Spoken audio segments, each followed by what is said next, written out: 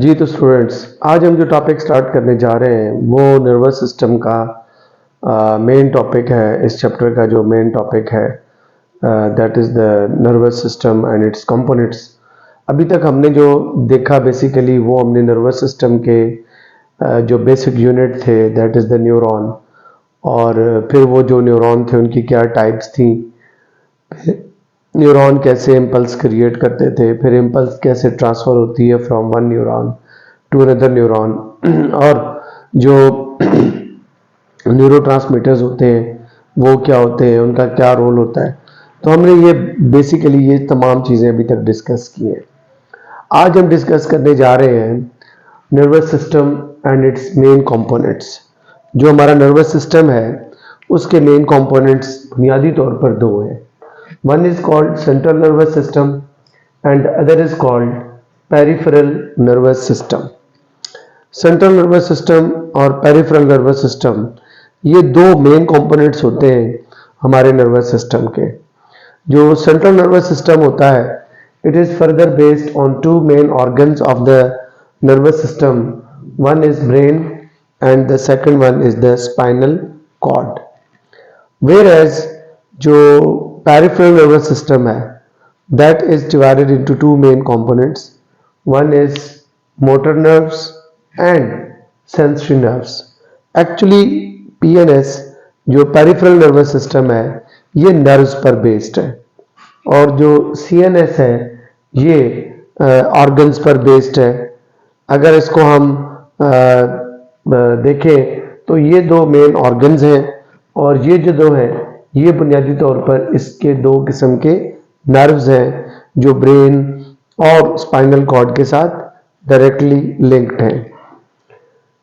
Sensory nerves are those nerves which usually take the messages from the receptors to the brain or to the spinal cord for particular identification and then response for that particular against that particular stimulus. So sensory neurons, they have the same types because their function is the same, whether they are taking the message to the brain or whether they are taking the message to the spinal cord. But जो motor nerves होते हैं ये दो categories में होते हैं। Motor nerves are divided into two main types. One is somatic nerve system and the other is autonomic nervous system. Somatic nervous system वो motor nerves का नर्वस सिस्टम होता है जो हमारे वॉलेंट्री एक्शंस को कंट्रोल करता है। मसलन I can move my skeletal muscles with my own wish and will. So that is why my skeletal muscles are under the control of voluntary action. So जो brain से nerves आ रहे हैं motor nerves मेरे skeletal muscles में, और फिर मेरा skeletal muscle जो है that is going to work under my own wish and will. It is a kind of voluntary muscles or voluntary responses. तो जो इन रिस्पॉन्सेस को कंट्रोल करते हैं जिनमें हमारी विश इन्वॉल्व होती है और जो रिस्पॉन्सेस हमारे वॉलेंट्री होते हैं, तो जो नर्वस सिस्टम हमारे वॉलेंट्री नर्व सिस्टम को रेगुलेट करता है तो वो नर्व्स जो होते हैं motor nerves they constitutes somatic nervous system. So somatic nervous system is that kind of nervous system which is formed by motor nerves and it is related to control voluntary actions. Whereas हमारे बहुत सारे actions ऐसे हैं which are involuntary but they are also going to be controlled with the help of motor nerves. So such type of motor nerves they form autonomic nervous system. जो autonomic nervous system होता है ये हमारे almost involuntary actions जितने भी होते हैं ये उनको रेगुलेट करता है। अब ऑटोनॉमिक नर्वस सिस्टम जो है ये बेसिकली दो किस्म की डिवीजन पर बेस्ड होता है। One is sympathetic division and other is parasympathetic division. जो सिंपैथेटिक डिवीजन है it work when the body is under the stress situation. जब हम किसी खौफ की सिचुएशन में होते हैं, जब हम किसी एक अनयूजुअल कंडीशन में होते हैं, ओवर एक्साइटमेंट स्टेट में होते हैं, तो उस वक्त जो हमारी बॉडी को नर्वस सिस्टम टैकल कर रहा होता है ऑटोनॉमिक, उसमें सिंपैथेटिक डिवीजन वर्क कर रहा होता है। सिंपैथेटिक डिवीजन एक्चुअली हमारी बॉडी को इमरजेंसी केसेस के लिए प्रिपेयर करता है। हम इसको डिटेल में डिस्कस करेंगे under the heading of peripheral nervous system. Whereas जो पैरासिम्पैथेटिक नर्वस सिस्टम है, ये तब एक्ट करता है जब बॉडी जो है वो आपकी रिलैक्स मोड में है, when there is no stress situation. So उस वक्त जो आपकी हार्ट बीट है, उस वक्त जो आपका ब्लड प्रेशर है, उस वक्त जो आपके आई के आयरिस की जो मूवमेंट है, जो पीपल की मूवमेंट है, जो आपकी डाइजेशन का प्रोसेस है, when you are in the rest situation, तो that is going to be controlled by parasympathetic division. तो ये दोनों जो है सिंपैथेटिक और parasympathetic, these both are not under our wish and will. They trigger autonomically and then they shift from sympathetic to parasympathetic and parasympathetic to sympathetic autonomically. इसको हम मर्जी से कंट्रोल नहीं कर सकते। That is why ये दोनों डिवीजन जो होती हैं, they are under the heading of autonomic nervous system. Now we basically start our main component, that is the CNS, and CNS में भी हम जिसको डिस्कस करेंगे that is the brain. Now let's start the brain. Human brain जो है, अगर हम उसकी थोड़ी सी डायमेंशंस देखें तो by weight it is about 3 pounds or 1300 to 1400 grams in adult. अगर इसको हम ओवरऑल बॉडी के वेट के साथ कंपेयर करें तो our brain is about 2% of the total body weight. जो हमारा टोटल बॉडी वेट है उसका ये 2% है। अब अगर हम देखें तो हमारा जो ब्रेन है that is protected by our skull, और स्कल का भी वो पोर्शन जो ब्रेन को प्रोटेक्ट कर रहा है that is called as cranium. तो लेट स्टार्ट, मैं यहाँ पे ड्रॉ करता हूं cranium. Now this is the skull, ये स्कल है, and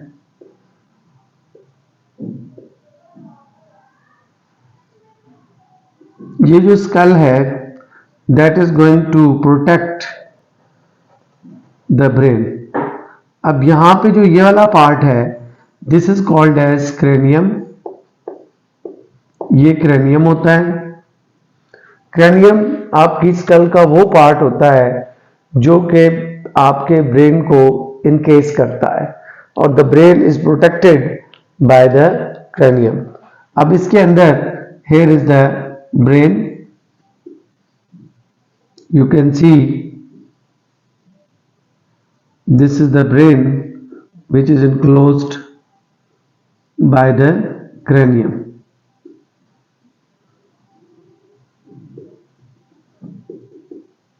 So this is the brain. So we can see that the brain is protected by the skull, and the part of skull which covers the brain is called cranium. और जो cranium होता है that is made up by 8 bones, जिसमें 2 bones जो होती हैं वो paired होती हैं और 4 bones जो है वो unpaired होती हैं।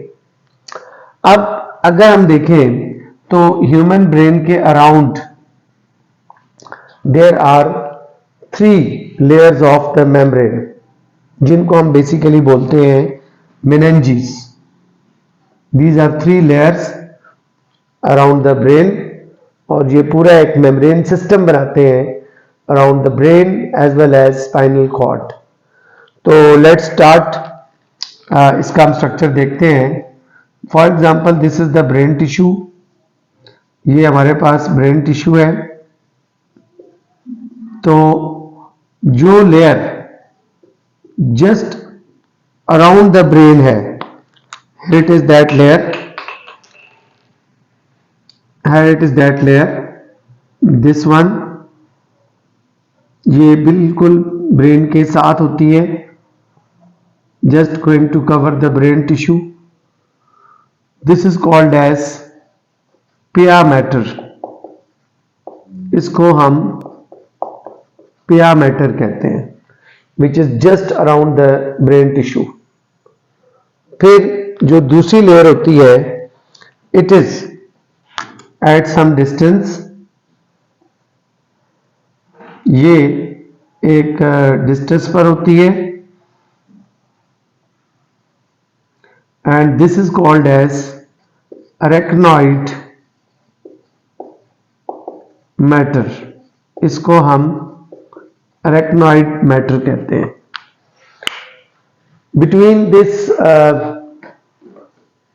pia matter and arachnoid matter, यहाँ पर एक fluid होता है.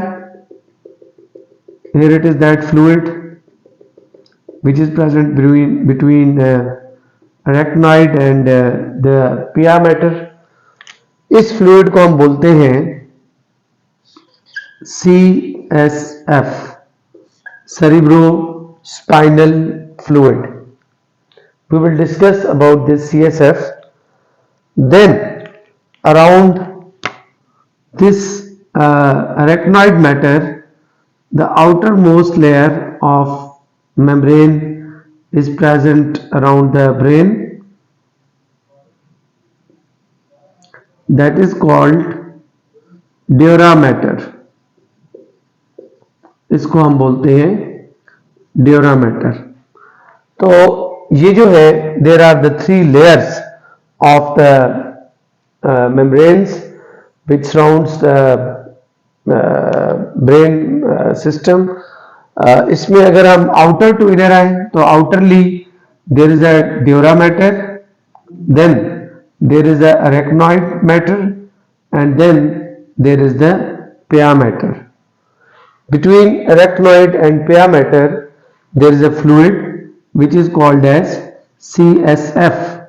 This is cerebrospinal fluid. ये जो cerebrospinal fluid होता है, that is present between the membranes, arachnoid matter and pia matter. It is also found in the cavities of the brain which are called as ventricles, and it is also found inside the spinal cord as well. CSF, as the name is indicating, cerebrospinal fluid. So cerebro stand for brain and spinal stand for spinal cord. तो ये जो fluid है, ये brain और spinal cord दोनों में होता है. That is why it is known as cerebrospinal fluid. Cerebrospinal fluid is produced by some blood vessels which are present in the brain, and then this fluid is basically having same chemical composition like the blood plasma is. इसकी जो biochemical composition है वो बिल्कुल blood plasma जैसी होती है. Cerebrospinal fluid वैसे तो एक वर्सटाइल फ्लूइड है, लेकिन इसके टू मेन फंक्शंस होते हैं. It act as cushion fluid जो कि ब्रेन और स्पाइनल कॉर्ड को प्रोवाइड करता है support again to the mechanical shocks. इसके अलावा जो CSF होता है, that is cerebrospinal fluid, that also involve in the homeostasis of the brain tissue and in the spinal cord, and that is also involved in so many metabolic processes of the brain and the spinal cord.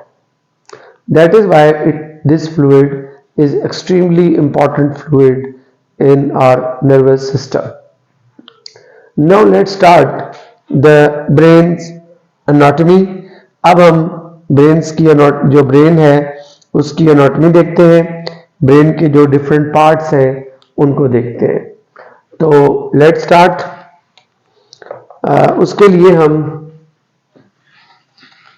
इसको erase करते हैं, and we need to draw the diagram of the brain.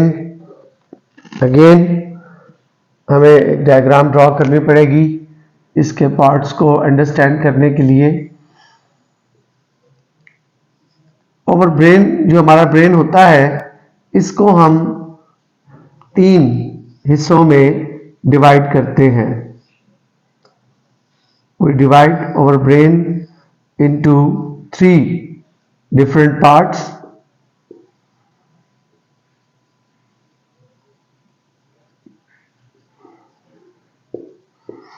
इसमें this part of the brain is known as forebrain. This entire part is known as forebrain,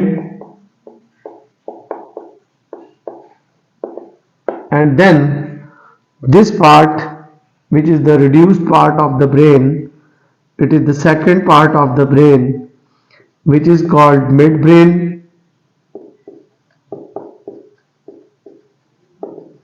and then the last part of the brain is called hindbrain. तो basically brain के हमारे पास 3 parts हैं, forebrain, mid brain and hind brain. अब ये जो forebrain है, इसके फिर फर्दर 2 मेन पार्ट्स हैं। एक को हम बोलते हैं टेलेंसेफेलॉन और एक को हम बोलते हैं diencephalon. These are the 2 main divisions of the forebrain. Telencephalon जो होता है, that is further based on olfactory bulbs and cerebrum. Olfactory bulbs जो होते हैं, they are related to the sense of the smell, whereas जो cerebrum है, that is the largest part of the brain. This is the cerebrum. ये brain का सबसे बड़ा part होता है। And when you see the longitudinal section of the brain, you will see 2 parts of the cerebrum. Outer is called cerebral cortex and the inner is called cerebral medulla. लेकिन अगर हम cerebrum को focused करें from interior side, तो we will see that कि जो cerebrum होता है, that is divided into 2 halves, जिनको हम बोलते हैं cerebral hemisphere. These are the 2 halves, right cerebral hemisphere and the left cerebral hemisphere. These are 2 cerebral hemispheres. इनको हम cerebral hemisphere कहेंगे।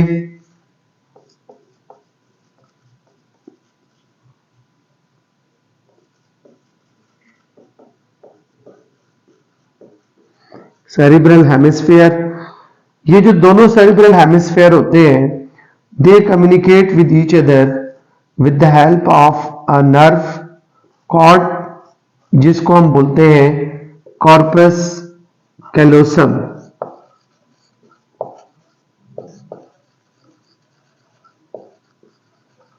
corpus callosum. Now the cerebrum is divided into 4 lobes. जो cerebrum होता है, इसको हम 4 lobes में divide करते हैं। इसके अंदर 4 lobes होती हैं। These 4 lobes are frontal lobe. This is frontal lobe. This one is temporal lobe.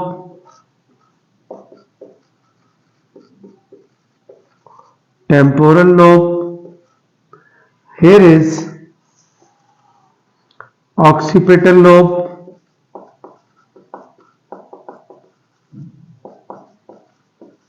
And finally, the last one is parietal lobe.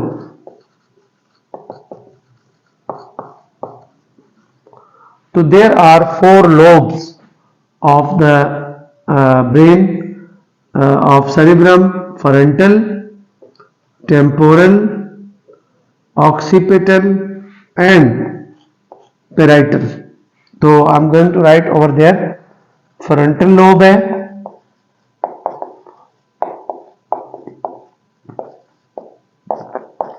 Temporal lobe है, उसके बाद पैराइटल लोब है एंड देन ऑक्सीपिटल लोब है. तो there are 4 lobes of our brain जो कि cerebrum के अंदर मौजूद है. हर लोब जो है that is going to perform a particular function. Cerebrum is basically related with high sophisticated functions जैसे कि हमारी रीजनिंग है, जजमेंट है, लॉजिक है, इवन देन हमारी मेमोरी है. That is all related to the functions of the cerebrum. Now the second part of the forebrain is the diencephalon जिसमें हमारे पास आता है thalamus and then limbic system. Limbic system जो है that is further divided into hypothalamus, amygdala and hippocampus. जो thalamus होता है this is located just below the cerebrum. ये सेरेब्रम के बिल्कुल नीचे होता है. इसकी लोकेशन सेरेब्रम के बिल्कुल नीचे कर होती है और ये बहुत सारी इंफॉर्मेशंस को प्रोसेस करता है और फिर उनको सेरेब्रम के डिफरेंट लोब्स में सेंड करता है फॉर एनालिसिस.